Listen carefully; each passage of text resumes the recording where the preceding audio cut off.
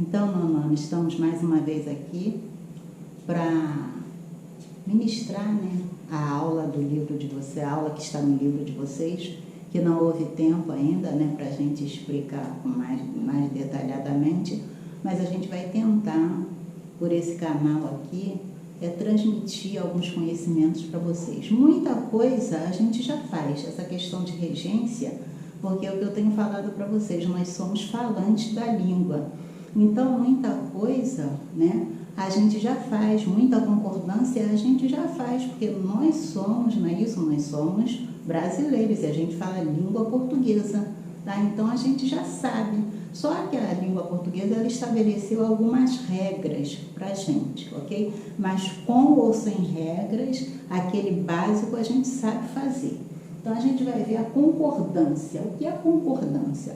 A concordância é aquilo que se faz com o verbo. Então, eu tenho um sujeito e eu tenho um verbo. Aí eu vou fazer as concordâncias. Se o sujeito for um sujeito simples, né, aquele que só tem um núcleo, o que eu vou fazer? A concordão, o verbo, ele vai ficar no singular.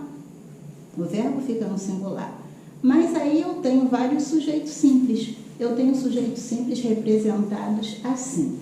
Tenho sujeito simples representado por um pronome de tratamento, por um substantivo coletivo, por um coletivo partitivo, com algumas expressões que a gente vai ver aqui e a gente vai tentar, né, passar esse conhecimento para vocês da maneira mais simples possível. Bom, então tem aqui. Se o pronome for um pronome de tratamento, o verbo ele vai ficar na terceira pessoa, tá? Terceira pessoa.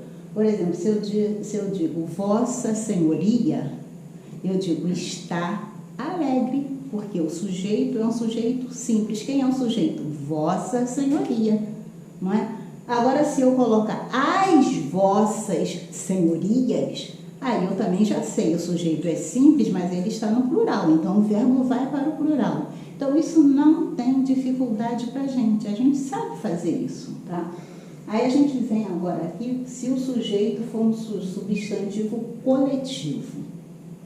Sujeito for um substantivo coletivo. Aí eu digo o seguinte, a multidão, por exemplo, a multidão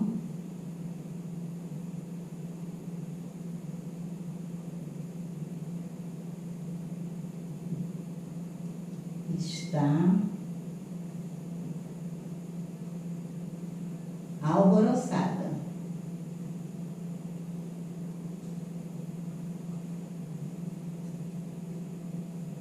Então, eu tenho aqui, diz que se for coletivo, se a expressão for um coletivo, o verbo fica no singular. Mas também eu tenho uma outra oportunidade. Eu poderia colocar, isso seria uma concordância siléptica.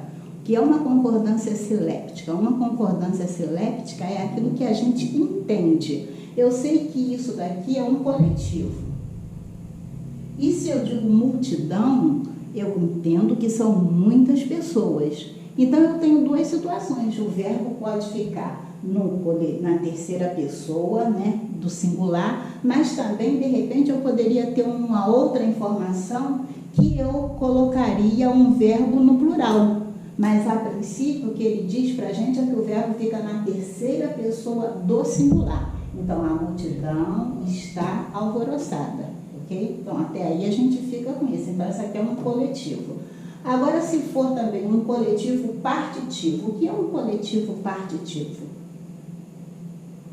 Um coletivo partitivo é o seguinte, são essas expressões aqui. A maioria de, grande número de, e assim sucessivamente. Eu sei que isso daqui é uma partícula, ou seja, partitivo é parte, não é isso? Então, o que acontece? O verbo fica no singular ou fica no plural. A maioria dele, o verbo fica no singular ou no plural. A maioria dos alunos estão em casa. Mas eu poderia também colocar o verbo no singular. Então, eu tenho duas situações. Aí você gravou. Toda vez que você tiver um coletivo partitivo né? Com essas palavras aqui, maioria de, grande número de, você tem duas situações para você flexionar o verbo. Ou ele fica no singular ou ele fica no plural, ok? Aí a gente vai agora também com expressões, se o sujeito for formado com essas expressões aqui. Uns do que. Se for uns do que, aí eu também, na mesma situação, o verbo fica no plural ou no singular. Você está vendo? Eu já procurei resumir aqui direitinho para você ver. Você tem duas situações. Este, até porque não tem como, nós somos falantes da língua, a gente fala estes foram, ó, até porque na realidade foram uns do que, né? Uns do que estavam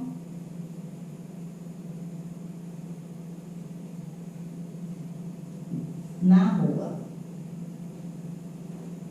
Então você viu? Quer dizer, uns do que estavam na rua, não é isso que ele fala? O verbo também fica no singular ou fica no plural. Porque eu poderia também estes, aqui no caso eu não vou poder colocar o verbo no singular por causa dessa palavra aqui, por causa desse pronome aqui que está no plural. Então não teria como, né? Até porque nós somos falantes da língua, a gente não vai dizer estes foi, não. O pronome está no plural, então o verbo vai para o plural também. Agora, se não tivesse determinante nenhum, tá? Se não tivesse, aí a gente poderia colocar o verbo no singular. Por exemplo, um outro exemplo. Vamos ver um outro exemplo aqui.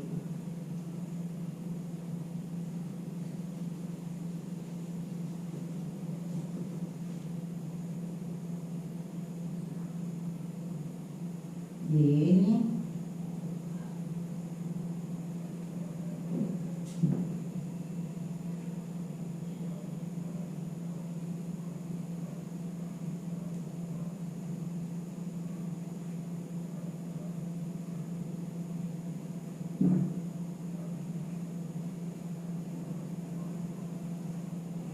Você viu aqui? Então, eu tenho a expressão um dos que.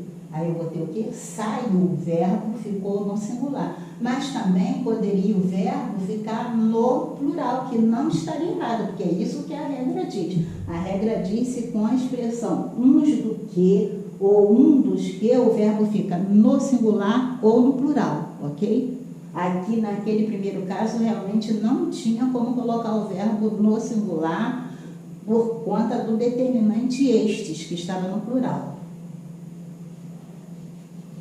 E partamos para o próximo exemplo, que diz aqui, sujeito simples, formado com nomes próprios no plural. Tem nomes que eles já nasceram no plural. Nomes próprios que já nasceram no plural. Por que eu digo que nasceu no plural? Porque ele já é marcado com um S. Por exemplo, a gente diz Estados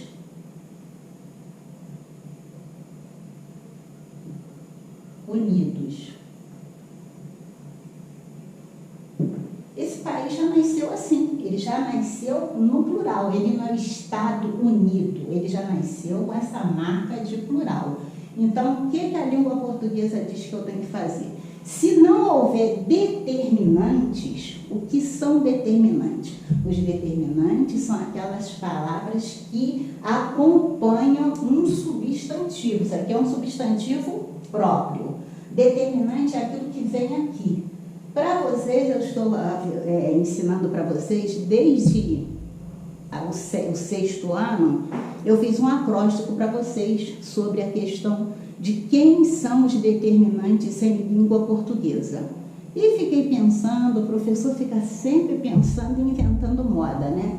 Eu falei para vocês que determinantes, eu fiz um acróstico. Do nada, assim, eu fiquei parada e falei, bom, eu vou dizer que determinantes são aquelas palavras das classes gramaticais tais. Aí eu peguei e falei, então, quem são os determinantes? Aí eu fiz um acróstico, NAPA.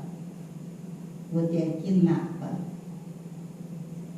Não me pergunte o que é napa, porque eu também não sei. Eu sei que napa pode ser, né? Alguns calçados que não são de couro, são de napa, alguns sofás, né, que são forrados com aquela coisa. Então, napa para mim é isso. Aí eu peguei e disse, quem são os determinantes em língua portuguesa? É numeral,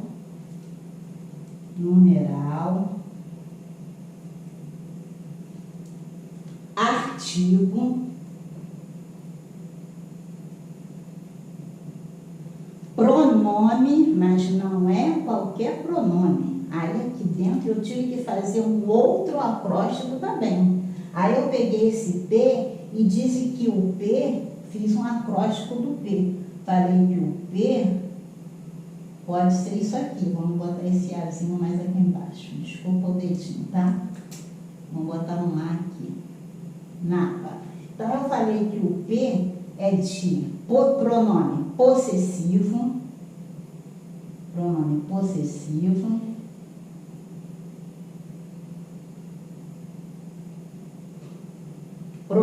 indefinido, aí eu falei indefinido,